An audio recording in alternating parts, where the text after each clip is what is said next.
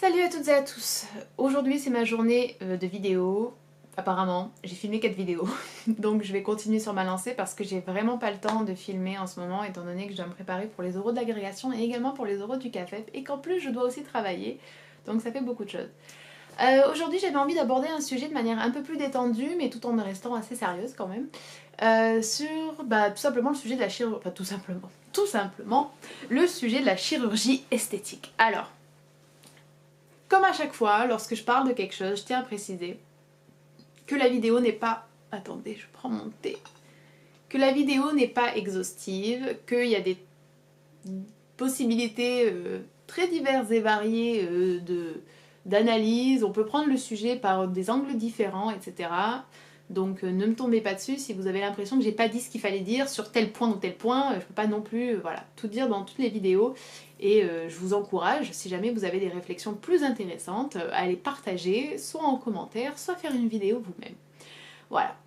Et je tiens aussi à préciser, apparemment pour faire des disclaimers très très longs, que c'est mon opinion personnelle, que ça n'engage que moi, que si vous pensez différemment, grand bien vous fasse. D'accord? Alors, la question de la chirurgie esthétique, je pense que c'est une question assez compliquée parce que ça touche à quelque chose d'extrêmement personnel et d'extrêmement intime, c'est-à-dire la vision qu'on a de nous-mêmes, l'estime de soi, la relation qu'on a avec soi-même, notre rapport au corps et notre rapport tout simplement aussi aux normes et aux codes et aux dictats et aux injonctions qui sont omniprésents dans notre société quant à notre apparence, notre féminité. Et c'est donc des choses assez sensibles et tout le monde n'en est pas au même stade, tout le monde n'en est pas au même niveau de déconstruction, de libération, d'émancipation, etc. Il faut aussi bien évidemment admettre que l'on n'est pas tous égaux et que je suis une personne blanche avec un physique relativement normal et que je ne suis pas en gros surpoids et que j'ai pas quelque chose qui pourrait être extrêmement complexant au vu et selon la société. Toutefois, ça n'a pas toujours été la manière dont j'ai réfléchi. Il est vrai que lorsque je suis devenue vraiment féministe, et lorsque je le suis devenue, c'est-à-dire lorsque c'est devenu quelque chose d'omniprésent dans ma vie quotidienne, ça m'a libérée de beaucoup de choses. Il y a une mouche, ça m'insupporte, je la vois qui vole là autour. Ah, bon bref. Et ça m'a libérée, vraiment, de beaucoup, beaucoup, beaucoup de mal-être que j'ai eu. En fait, quand j'étais plus jeune, j'en ai déjà parlé dans une vidéo, il me semble, j'étais extrêmement complexée par beaucoup de choses.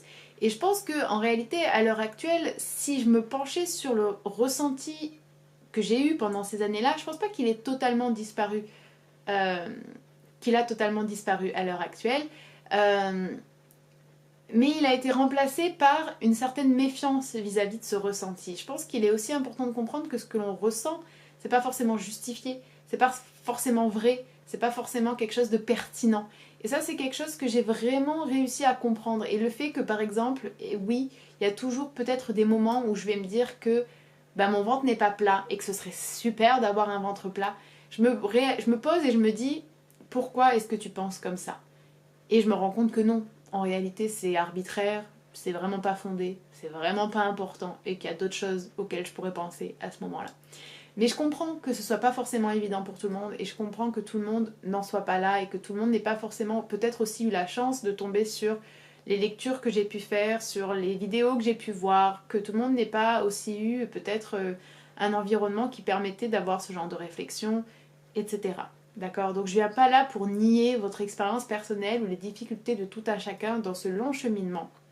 Mais je suis pas non plus là pour tourner autour du pot et être très complaisante et consensuelle. Je pense qu'il y a un moment où il faut également prendre conscience que c'est des efforts, que c'est pas forcément facile et que ça va nous demander un travail de notre côté. Donc lorsque j'étais plus jeune, j'étais très complexée. J'étais vraiment très complexée par mon poids. J'ai fait à peu près tous les régimes que vous pouvez imaginer. J'ai acheté les trucs que l'on se branle, enfin qu'on pose sur nous et qui avec l'électricité sont censés nous faire travailler. J'ai acheté toutes les crèmes pour maigrir. J'ai acheté un vélo d'appartement. J'ai acheté des haltères. J'ai essayé tellement de fois d'aller courir, tellement de fois de faire du vélo. Bref, j'étais vraiment dans une dynamique où en fait le poids c'était quelque chose d'omniprésent dans mes occupations et mes préoccupations et c'était totalement ridicule. Et voilà, je peux le dire, d'accord, c'était ridicule. Toutefois, même si c'était ridicule et même si c'était à 95% dû à la société, les femmes que je voyais autour de moi, aussi bien dans les magazines qu'à la télé, que dans mon entourage proche, parce que je fais partie, enfin, en tout cas, je suis entourée de personnes très minces en général. Et je viens du sud où bah, quand vous êtes à la plage extrêmement souvent et lorsqu'il fait chaud extrêmement souvent, bah, forcément vous montrez votre corps assez fréquemment.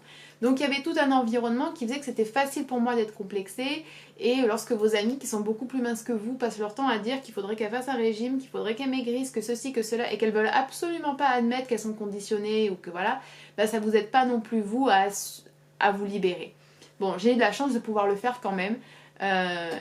Et c'est vrai, vraiment je le souhaite à tout le monde qui regarde cette vidéo et qui n'en est pas encore là. Toutefois, au niveau de la chirurgie esthétique, j'ai déjà été très très proche de faire de la chirurgie esthétique. Alors j'ai jamais voulu forcément rien changer sur mon visage, même si j'aimerais bien avoir des lèvres plus pulpeuses, même si j'aime bien les pommettes plus saillantes, enfin bon bref. Mais j'ai été très très proche de me faire une liposuction. Et il n'y a pas si longtemps que... C'était pas il y a si longtemps.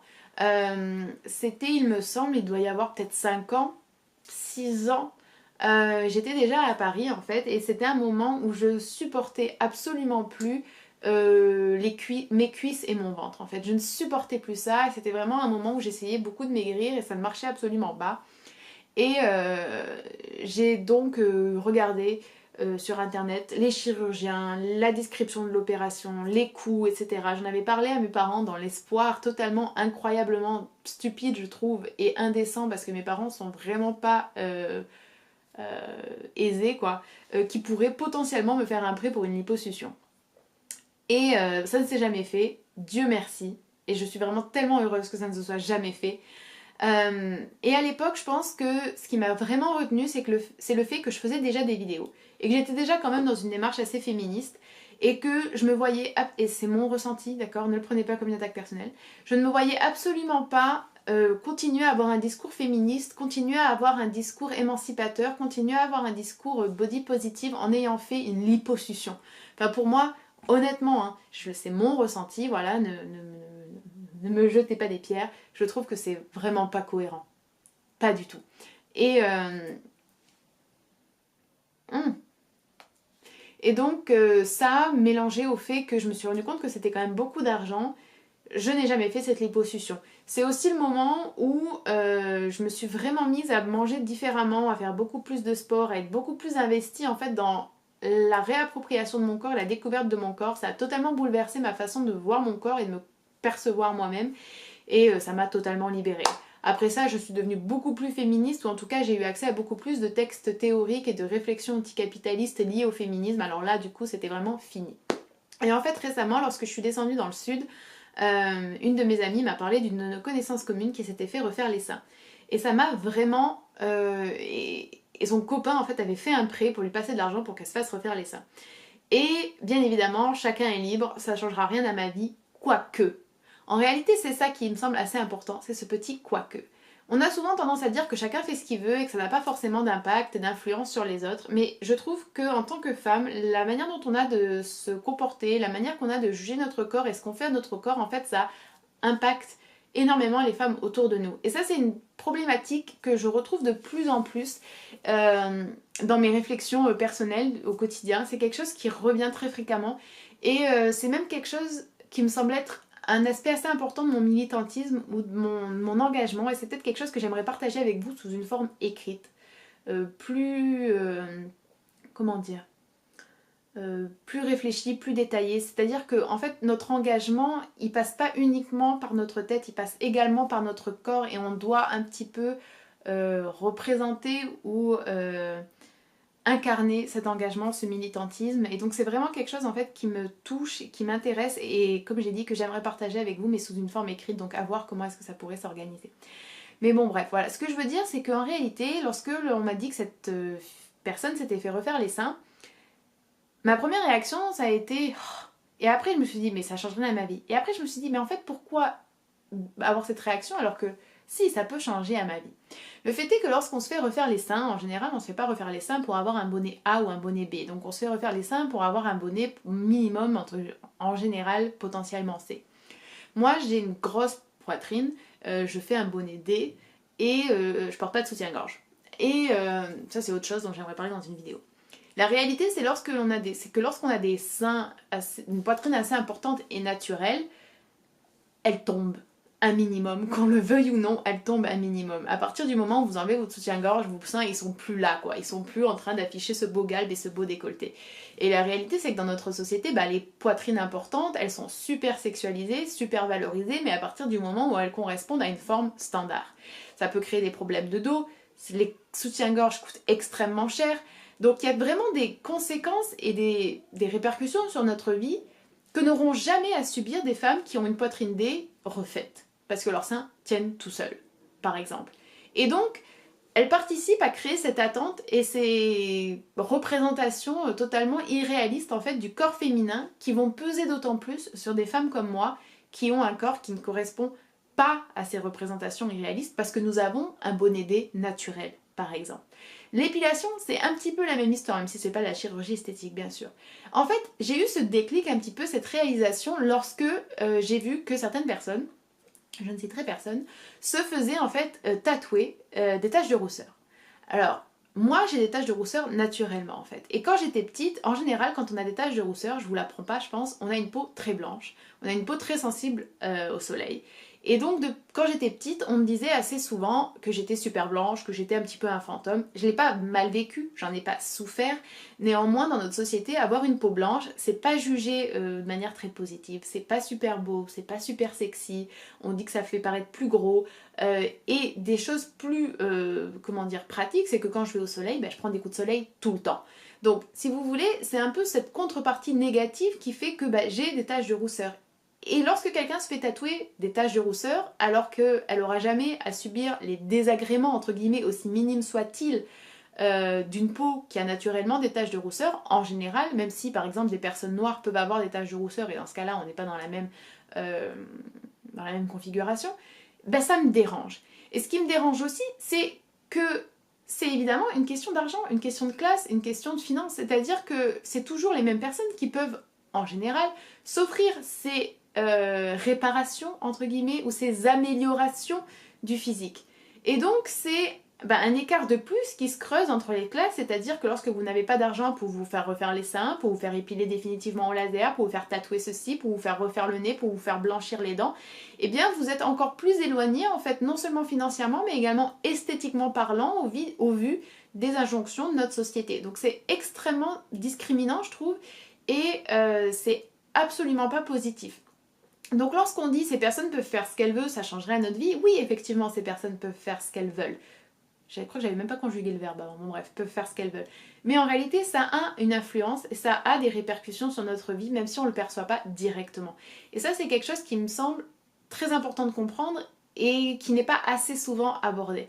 Je pense que bien évidemment des fois la chirurgie esthétique peut être comprise si on a vraiment quelque chose par exemple sur le visage qui est très très complexant, qui nous rend la vie impossible, bien sûr que je pense que c'est bien, mais je pense que ça redevient même plus de la chirurgie reconstructrice à ce moment-là que de la chirurgie esthétique ou plastique basique. Donc j'ai vraiment eu en fait sur ce sujet-là une évolution très claire de ma pensée et peut-être une forme de radicalisation de ma pensée, je n'en sais rien, mais c'est quelque chose qui me semble assez clair et logique, exposé de la sorte. Je pense pas qu'il y ait vraiment... On peut ne pas être d'accord, bien sûr, mais il me semble assez difficile de nier ces éléments économiques, ces éléments, ces effets collectifs et ces effets de groupe vis-à-vis de cette question de la chirurgie esthétique. Sans parler du fait que, bien en général, la chirurgie esthétique, elle est vraiment faite pour correspondre à des normes de féminité ou de masculinité. Et bien évidemment, on ne doit pas non plus oublier quand même la disparité entre les femmes et les hommes qui ont recours à de la chirurgie esthétique. Donc voilà, j'avais vraiment envie de partager ça de manière assez légère avec vous. C'est un sujet qui pourrait être beaucoup plus important, beaucoup plus dense, beaucoup plus sérieux. Mais voilà, j'avais envie d'en parler un petit peu tranquillement. Je tiens à préciser que je veux offenser personne et je veux mettre personne mal à l'aise avec cette vidéo. Si vous avez fait de la chirurgie esthétique, je ne pense pas que vous êtes une mauvaise personne, loin de là.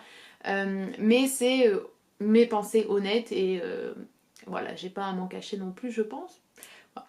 J'espère que cette vidéo vous aura intéressé. Si jamais c'est le cas, n'hésitez pas à checker peut-être si vous le voulez mon Instagram et mon Twitter. Je poste beaucoup sur Instagram. Et si jamais vous avez envie de continuer si jamais vous avez envie de m'aider à continuer à faire des vidéos qui prennent du temps, qui prennent du temps sur ma vie qui est déjà assez occupée.